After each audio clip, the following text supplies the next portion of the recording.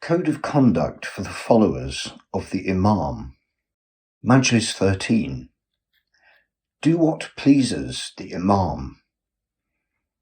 It is the duty of the followers of the Imams that they should train themselves to do things, openly and secretly, which are agreeable to the Imams. They should refrain themselves from doing what is disagreeable to them. God has linked our obedience to the Imams with our obedience to himself, and has made it as obligatory on us to obey the Imams as to obey him. He says, "Let those men who act contrary to the dictates of God fear a calamity from him, or some severe punishment." We must bear in mind that if the Imams tolerate our misconduct, they do so with an uneasy mind. It is a great hardship on them to stand it, and a great burden on their minds. The miscreants shall have to pay heavily for their misconduct in this world, and the world to come. Hence, he who puts the Imams in this awkward position exposes himself not only to their wrath, but also to the wrath of God. It is said that it is much easier to bear a heavy burden than to bear an insolent fellow. For the heavy burden is carried on the body, and the insolence of the man is a burden on the soul. The soul is too noble to bear this burden, and the souls of the Imams in particular, which have been purified by God and honoured and elevated by him, are too sensitive in this matter. O devotees of God, beware, beware.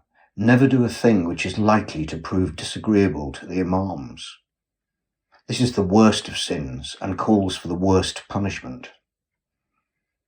There are very few who tolerate misconduct on the part of their fellow men. If they do so, they do it with great difficulty. They harbour ill will in their hearts and put on a false appearance. If any one of you knows that he has offended someone who is equal to him in rank, or who occupies a lower position, he tries to make amends for the offence and does not like to incur his ill will.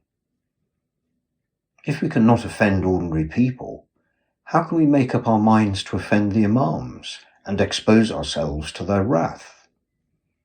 How can we bear ill will to those from whom we expect the good in this world and their intercession on our behalf in the next? We should fear them the most, and we should never give them an occasion to be annoyed with us. We should train ourselves to do things which can bring us near to them, and which can win us their love and make us their favourites. We should do things which can purify us and raise us in their estimation.